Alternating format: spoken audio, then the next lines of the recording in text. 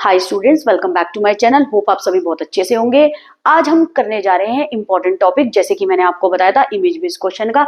आज मैं video second आपको कराने जा रही हूँ, तो बेटा इस वीडियो को एंड तक देखना और ज्यादा से ज्यादा बच्चे इसको सब्सक्राइब करें।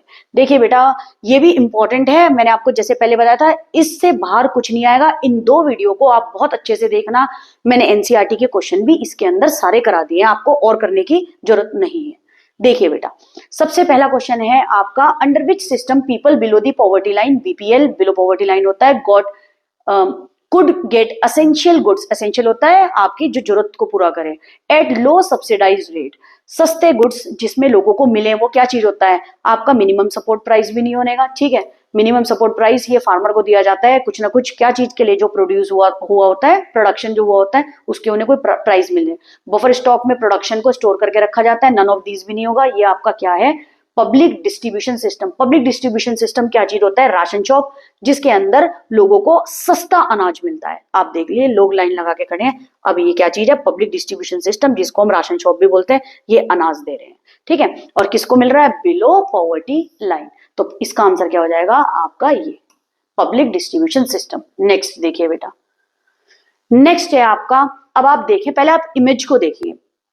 इस इमेज में फॉर्मल सेक्टर से लोग कहां गिर रहे हैं, इनफॉर्मल सेक्टर में।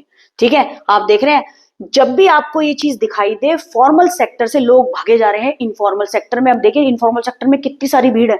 ठीक है, अब आते हैं क्वेश्चन में। Identify the situation depicted in the given image, suggest the impact of the indicated situation on the Indian economy. इसका इंपैक्ट भी आपको, ये दो क्वेश्चन हो गए। सबसे पहले सिचुएशन डिपिक्ट करो, फिर उसके बाद क्या बताओ, वो impact of indicated situation on the Indian economy, Indian economy पे इसका इंपैक्ट क्या होगा। तो अब आप देखिए, फॉर्मल सेक्टर से इनफॉर्मल सेक्टर की तरफ जाना, क्योंकि यहाँ पे जॉब्स ज्यादा अवेलेबल नहीं है। बहुत ज्यादा भीड़ थी, जिससे लोग कहाँ जा रहे हैं, इनफॉर्मल सेक्टर में, क्योंकि यहाँ पे वर्कफोर्स ऑलरेडी बहुत सारी है और यहाँ पर जॉब अवेलेबल नहीं है, जिससे वो इनफॉर्मल सेक्टर में जा रहे हैं। तो ये आपका आंसर ए पार्ट का क्या हुआ, इनफॉर्मलाइजेशन। इनफॉर्मलाइजेशन इसका आंसर हुआ।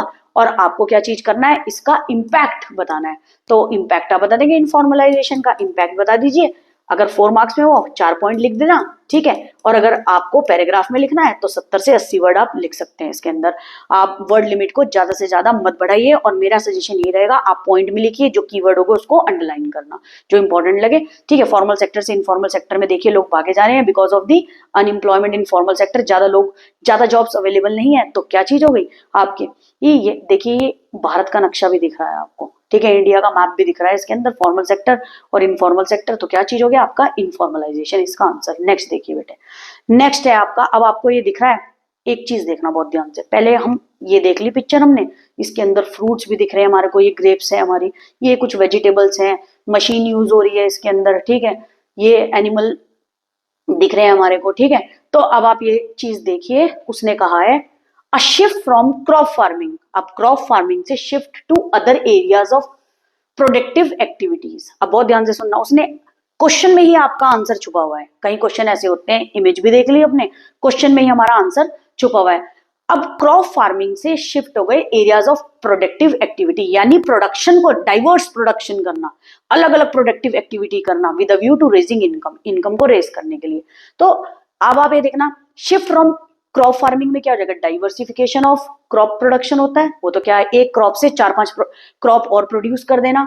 ठीक है, इसका बोथ भी नहीं होगा, इसका ये भी नहीं होगा, नन भी नहीं होगा। इसका आंसर होगा diversification of productive activity. Grapes भी बना रहे हैं, वेजिटेबल्स भी बना रहे हैं, पशुपालन भी कर रहे हैं, ठीक है, वेजिटेबल्स भी बना रहे हैं, यूज ऑफ मशीन भी कर रहे हैं।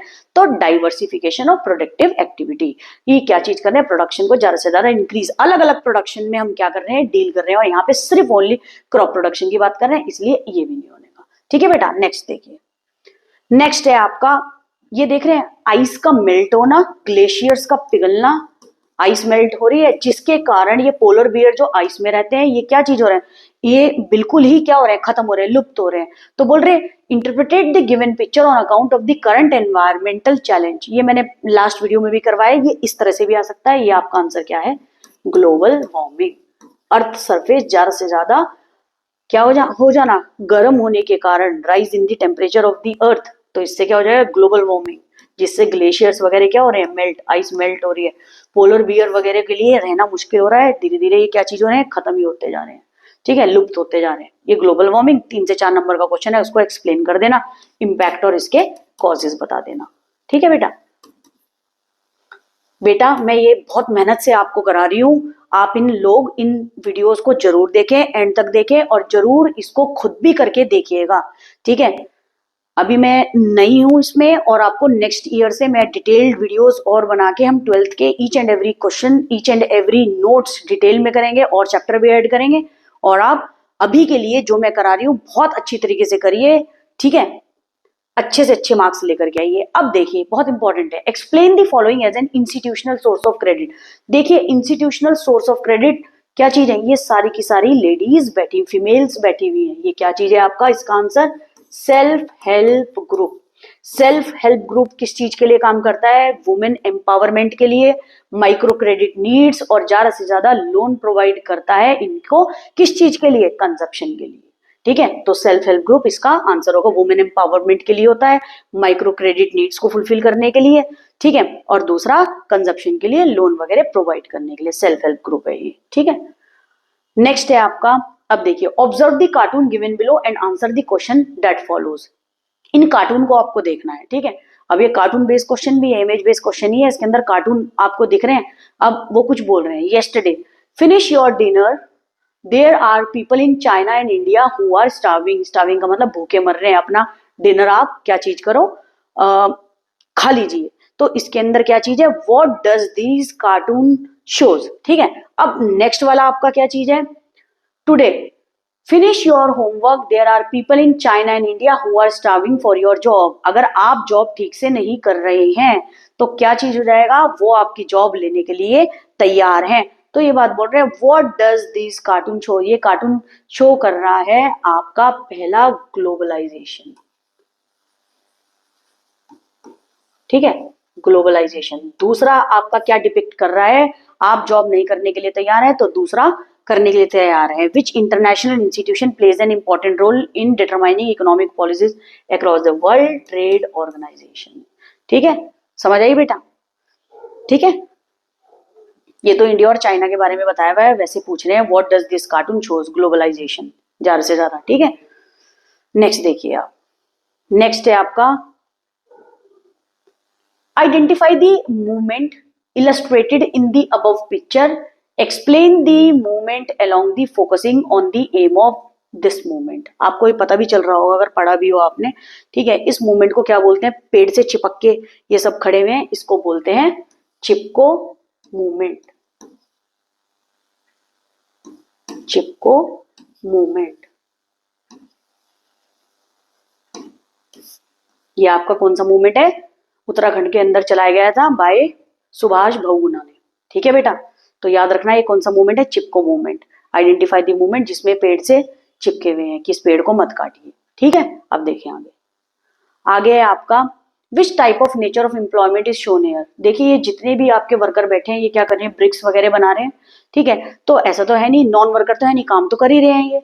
रेगुलर सैलरीड एम्प्लॉयज ये नहीं है, क्योंकि ये ब्रिक बना रहे हैं, कभी काम करेंगे कभी काम नहीं करेंगे। तो ये क्या चीज है, आपका कैजुअल वर्कर। ये आपके कैजुअल वर्कर, जब मन चाहे काम करेंगे, जब मन चाहे काम छोड़ सकते हैं, क्योंकि क्या कर रहे हैं, ब्रिक बना रहे हैं, ठीक है। आगे देखें, नेक्स्ट है आपका which exception of GDP are shown in this image. देखिए कुछ लोग जीडीपी, ग्रॉस डोमेस्टिक प्रोडक्ट, इसका मतलब क्या है, गुड्स एंड सर्विसेज ज्यादा से ज्यादा बनना। ये देखिए ये लेके उड़ गया, और कुछ ये यहाँ पे खड़े रहे, देख रहे हो ये लोग कुछ खड़े हैं। तो ये क्या चीज है, ये क्या चीज है, आपका एक्सटर्नलिटीज नहीं होने का, कंपोजिशन ऑफ जीडीपी नहीं हो, बोथ ए एंड बी नहीं होने का, ये आपका होगा distribution of GDP. Distribution of GDP में कुछ लोग को यहाँ छोड़ दिया गया है, और कुछ लोग कहाँ है, ऊपर हवा में उड़ रहे हैं। देखिए ये जीडीपी, ये जो देख रहे हैं, ठीक है। तो ये क्या चीज हो जाएगा, आपका डिस्ट्रीब्यूशन ऑफ जीडीपी क्या करा हुआ है, कुछ को यहाँ फेंक दिया गया है, और कुछ जीडीपी पूरा बैलून ऊपर उड़ता हुआ आपको दिखाई दे रहा है। तो ये डिस्ट्रीब्यूशन ऑफ जीडीपी है, ओके। नेक्स्ट देखिए बेटा, नेक्स्ट है आपका study the following picture and answer the given questions. Women in rural household take up beekeeping. ये बहुत बार बेटा क्वेश्चन आ रहा है, ठीक है। As an entrepreneurial activities, such kind of activities may be envisaged under dash as diversification. देखिए बेटा इसके अंदर जब भी आपका नाम आ जाए बी कीपिंग, ठीक है, फ्रूट्स आ जाए, ठीक है, वेजिटेबल्स आ जाए, तो सीधा क्या आएगा आपका, ना तो ये एनिमल हस्बेंड्री होगा, ना ये फिशरीज पशुपालन नहीं होने का, फिश का नहीं होगा, पोल्ट्री नहीं होगा, हेंस वगैरह का नहीं होगा, ये क्या चीज होगा, हॉर्टिकल्चर। गोल्डन रेवोल्यूशन के अंदर आता है ये, ठीक है।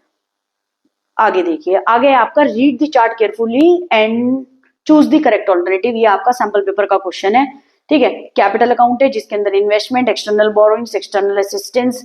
अब इन्वेस्टमेंट के दो पार्ट होते हैं, एक होता है आपका डायरेक्ट इन्वेस्टमेंट, दूसरा आपका क्या होता है, पोर्टफोलियो। थोड़ा अच्छे से लिख दूं बेटा, आपको अच्छे से समझ आ जाएगा। नेक्स्ट आपका है पोर्टफोलियो